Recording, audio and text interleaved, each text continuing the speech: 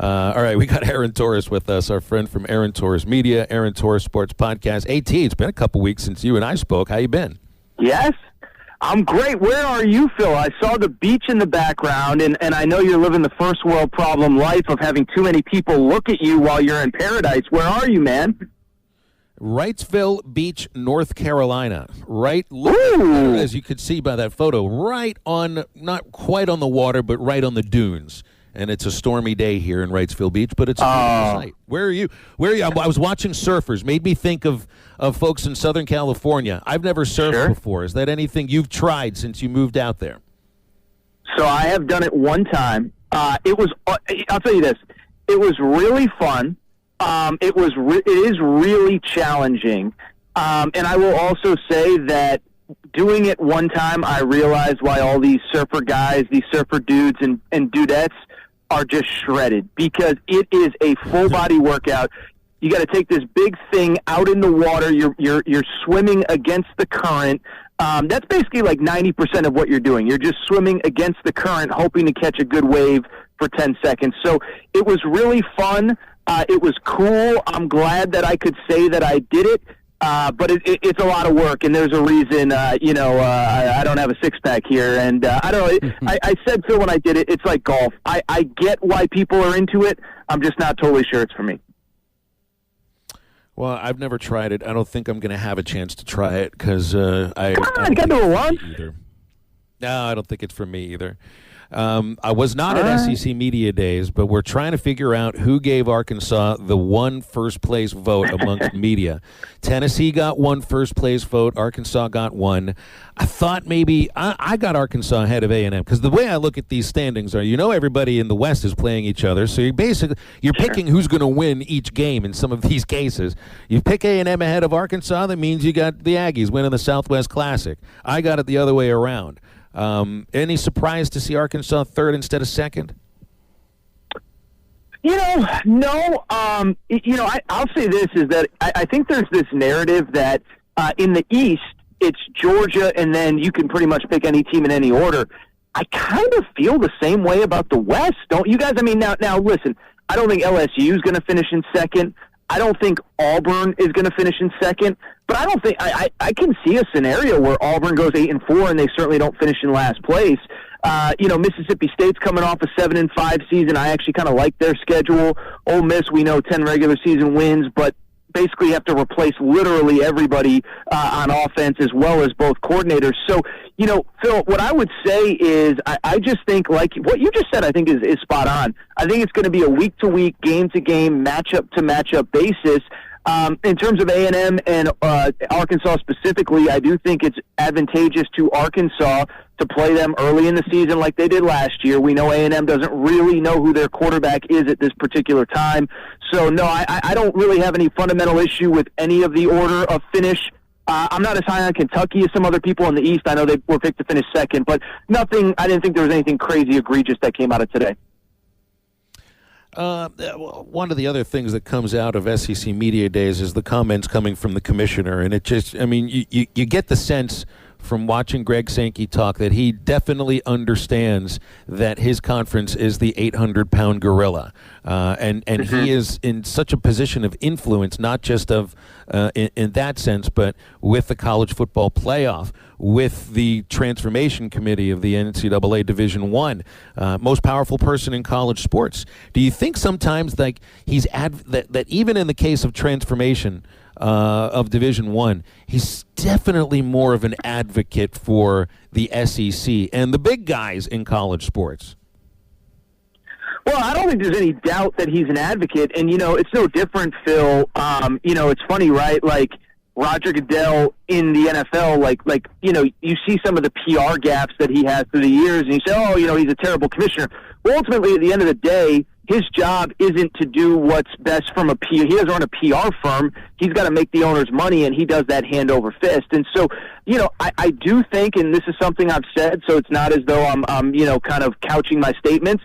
I think what is best for the SEC, and frankly the Big Ten too. Drew brought this up the other day. I thought it was a really good point, is the Big Ten, because the SEC was the first one to make a power move last year, I think we all kind of brush what the Big Ten did under the rug and just say this is college sports now.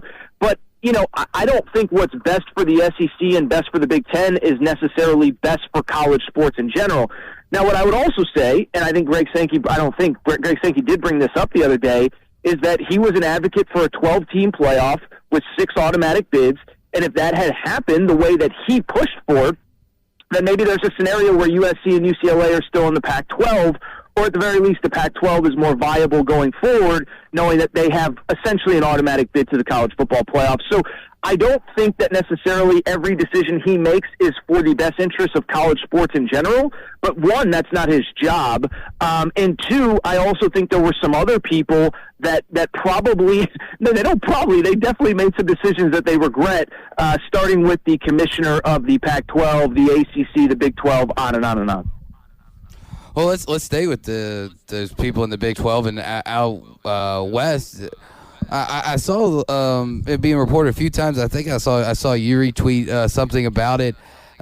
What's up with the California governor demanding an explanation about UCLA? Because don't we all know why? I mean, do we really need them to come out and spell it out for us? We know why they made the money, why they made the move. It's for the money. Well, so I'm going to do the whole, I'm not trying to get political thing here, but I'm about to get political. Our governor literally just says whatever he thinks is going to play well in the media. If I can equate him to a sports figure, that's kind of my complaint about Adam Silver. I think he's more worried about public perception than he is what's best for the NBA. And our governor, Gavin Newsom, I don't think he knows the issues, just like, oh, by the way, he was the first one to legislate NIL 3 or 4 years ago, and I don't think he knew the issue.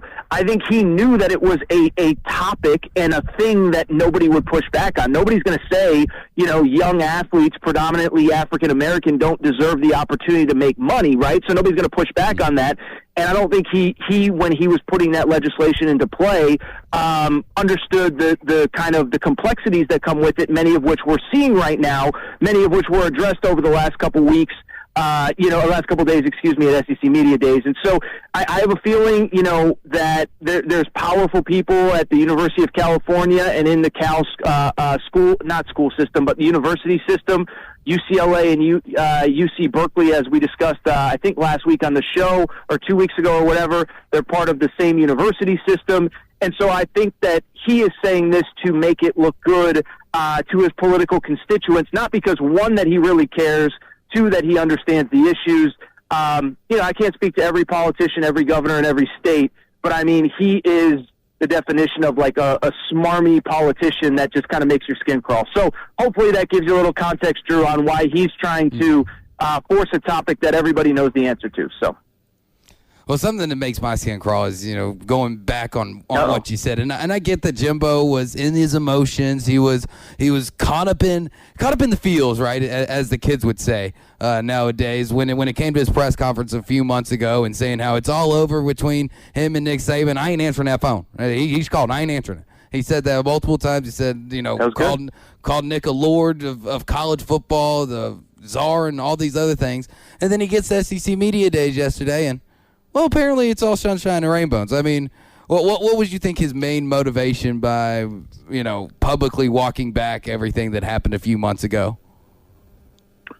Well, I think the emotion has died down. I mean, I still push back on the people that were upset with the way that he acted in May with the Nick Saban comments. I mean, Nick Saban accused him of some very serious things without any proof. Any tangible proof that we know of. Now, I understand Nick Saban's privy to conversations with recruits and handlers and agents that I'm not privy to, but we have no tangible proof that what Nick Saban said was true, no matter what the internet says. And so I still don't understand people that were mad at Nick Saban or Jimbo Fisher for pushing back on that. Nick Saban made some very serious accusations without any proof, and you can use any analogy from life. When somebody calls you something publicly, you have a right to defend yourself. Mm-hmm. As far as walking it back, Drew, I just think, and I get the sense from fans and the media, too. I think everybody's just ready to kind of put it behind them. Now, I kind of disagree. I find the conversation fascinating. I wish they had both said, no, I'm still not talking to that guy. I'll never speak to that man again. But you know how these guys work, man. They're making $9 million a year. They want to focus on football. They don't want to be controversial. I mean, that's why, we all remember a Steve Spurrier, Barry Switzer, or whoever, because they're not afraid to embrace, the hate and the negativity and whatever. It's why certain people love Draymond Green, certain people don't. But I think most of these guys aren't wired to find themselves kind of in these public dust-ups, the way that Jimbo and Nick Saban have been. So I'm not surprised that Nick Saban is trying to move past it. I'm not surprised that Jimbo's trying to move past it. I think both these guys are like, dude, I make a lot of money to coach football. I want to focus on football. I might be in the minority, though. I loved every second of it. I wish they were still going at it, but it seems like most people publicly seem to be ready to move on. Blame Greg Sankey. Blame Greg Sankey. He's the reason nobody can have any fun. You're not allowed to storm fields. You can't talk smack, coach versus coach. You just can't do it now. Hey. No, I'm joking. Phil. I'm joking because we... No. Yeah. No. What is this college baseball? They're trying to take down my Vols. What's going on, man? I saw this headline. You can't sneak that one past me. Thank goodness. I can't wear a fur coat on the field anymore, Phil. I can't wear a fur coat on the field anymore. What happened in the good old days, man? In the dugout, on a hanger. I mean, that's how you do it. It's still going to get on television. It's still going to get on television. It's just not going to slow the game down. That's the whole reason. There's a reason outside of don't be so showy. It slows the game down. Drew. Get back into the dugout, do the celebration, move the game along. Drew, Sankey got to Phil, too. Phil's a plant for Sankey. Okay, good to know. Okay, Phil. Oh, I've always been a no-fun baseball guy. No, you got to put your head down and run around the bases like Pete Rose. That's what you got to do. No, I know. We did have Commissioner Sankey on the show yesterday, and we brought up we didn't bring up the actual article, but he did reference the article from Jeff Goodman in the on Stadium, where apparently he had spoken with members of the D1 Transformation Council that told him that Commissioner Sankey was advocating changing the NCAA basketball tournament. And we were kind of wondering if it was the idea of, well, if you don't want automatic qualifiers in football, does that mean you're looking to kind of cut the number of automatic qualifiers for basketball? Because it sounded like from that article that he's telling these members that there probably will be fewer bids or fewer Cinderellas, like fewer mid-majors in the NCAA tournament. Sankey refuted that story yesterday. And for the obvious reasons. 16-team tournament, 12-team tournament is a lot different than 68. But I don't know if you'd seen that article or even if you would believe in this case that maybe Greg Sankey is even, telling us the truth in this case. Well, it's really interesting because I do think if we had gone to a place where instead of quote-unquote 2 super conferences, we had 4. I've been hearing for years that they were really going to try to cut out the little guys. But I think when you get to essentially where we are going to be at, where there's no more than 2. I mean, the ACC, if it survives, or the Big 12 might have 20 teams. That's not a super conference the way the SEC and the Big 10 will be. So, my hope is because so much of the power will be consolidated at the top, that everybody understands you can't just run a tournament with those 2 teams. So I'm hopeful that the NCAA tournament resembles something in which it is right now, because I think it's the greatest sporting event that we have.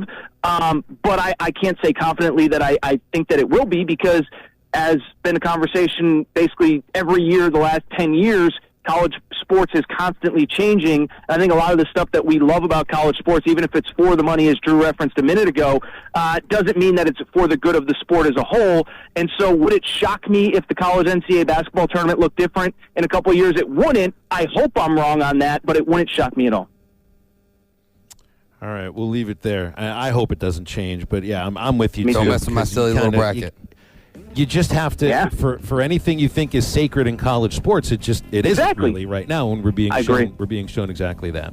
AT, have a great weekend. Thank you, man. Good to talk to you again.